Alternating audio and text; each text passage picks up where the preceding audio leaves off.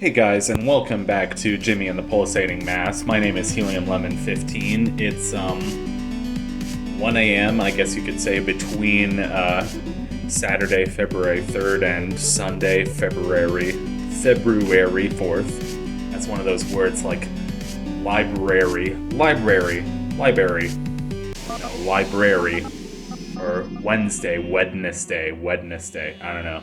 Nobody says Wednesday, so like it's supposed to be pronounced Wednesday. Welcome to Grimclaw's dungeon. This is a giant crow that's just kind of he's right near the start of the game, but you don't want to come here until a bit later. Of course, I think I waited way too late to come here, and now it's just kind of overly easy. But I still managed to die to Grimclaw, which is kind of an interesting boss fight. I just didn't really quite use the right strategy on it. I think here we have... Or no, I think we already had it with the Buck boss fight, but we have enemies that are airborne.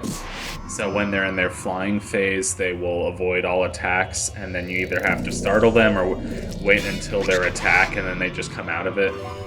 So here we have kind of natural enemies. We have like these weird mutated crows, and this weird like flesh balloon for whatever reason.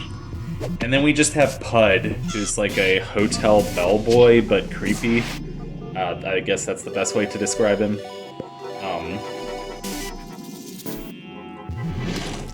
So this guy's Screet. Okay, interesting. This has a very like sort of Stanley Kubrick, like The Shining, or almost like Stephen King's sort of feel to it. It's like this desert. It's like this mountain. You climb higher and higher up the mountain. There are these weird like telephone sounds, which maybe has to do with like the fact that like telephone poles are high up in the air. So I don't know. I think maybe this dungeon might be playing off of Fear of Heights or something, because you're just going higher and higher up this this mountain. This is like just one of the eeriest, like creepiest ambient tracks in the game. Here's Pud again. Yeah, he's funny looking. He looks, yeah, it just kind of looks like something out of The Shining, I guess. It looks like something out of Home Alone 2, like the frickin' hotel, except just creepy. I don't know, maybe. I haven't seen Home Alone 2 since I was like 9. I don't fucking remember. My goodness, I was just telling my friend this game. I was telling my friend that this game is a good game, that it rocks. This feels like something out of Lisa the Painful. I haven't played that game. A lot of people have told me to play that game, or a lot of people recommend that game and just say it's good. I think that game kind of has like a deserty kind of feeling, so I'm not sure. Let's see, do I have Ghost Fire as my passive move? Also, these nooses are really creepy. Just like the idea, you know, the idea of something like suicidal is always just like, I don't know, it's a bit too close to home for me, I guess, maybe. I don't know how the best way to describe it, but like, you know, and sometimes it's like hits too close to home in a bad way, but other times, you know, I kind of like am glad that like video games and media, you know, don't like touch on the fact that, you know, deal with those themes instead of trying to ignore them, and they deal with them at, you know, respectfully. Why is this guy just pointing at us? Also, I haven't really been reading the text because this is post-commentary, and I kind of am bad at paying attention to all aspects of the game. But like Pud has this move where he like rips at his own skin and does damage to himself. So it's kind of creepy. In like a very Stephen King / Stanley Kubrick kind of way. Actually, I guess strictly speaking, like as artists, Stephen King and Stanley Kubrick are very different. But I really don't know how. I don't have enough like technical knowledge or even artistic knowledge to describe like the differences. I really like the view up here. Kind of reminds me of the time I went to New Mexico as a little kid. I kind of want to go back to New Mexico, either New Mexico, Arizona, Texas, or someplace, just because, you know, sometimes the mountains are just really pretty, the desert is really pretty, it's just no one in the desert. I do have a fear of tarantulas, though, so that's one part of, you know, living in New Mexico that I couldn't deal with. But, I don't know. Yeah, that right there. That's such a beautiful view. And we fall all the way back down to the bottom of the game. It reminds me of some, like, oddly enough, it reminds me of some Nitrome game. I'm just not sure which, because you know, that's something that my friend and I, we have in common. We kind of, you know, played Nitrome games in school. We're really excited about, like, you know, developing games together, you know. Like, I'm getting a music degree, but, like, I want to keep going with music, but I think that, like, I have a lot of passions, and one of them I think could be making games. And me and my friend feel really strongly that this is a passion that inspires both of us, and we want to work on games together. We just have no idea. We have no real ideas for what our first game is going to be yet.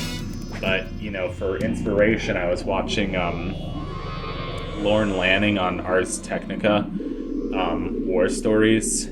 Oh yeah, here's the windy part of the level.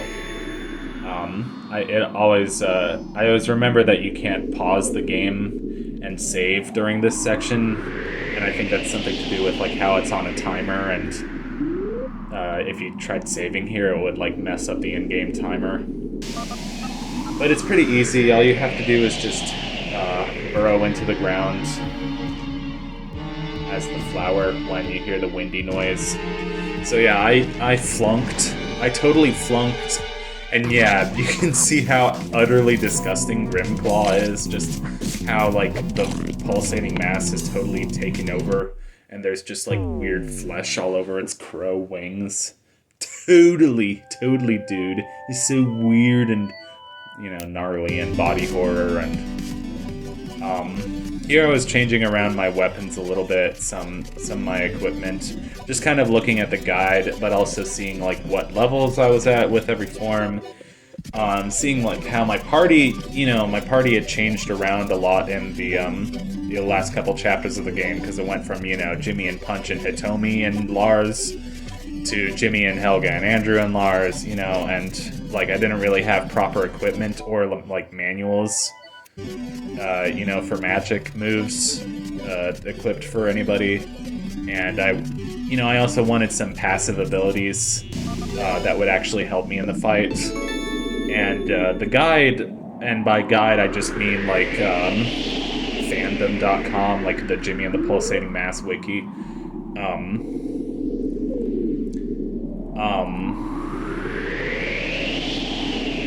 The guide's like, you know, you want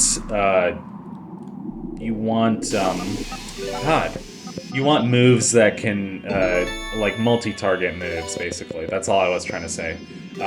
So, Combust is a really good multi-target move. That's, you know, an ability specific to the pumpkin form, but you can equip it as a passive and then use it with all forms. I'm sure I've explained that before. Also, this boss, like, this, like, sprite for the boss fight, I don't know if you saw it before, but it has nothing, like, it has nothing below what you see here.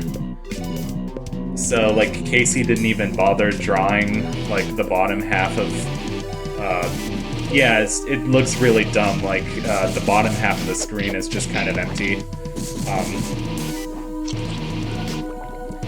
So, yeah, the gimmick of this boss is that you have these 3 nerve worms. You have Grimclaw, who's on this giant crow who's on a death spiral.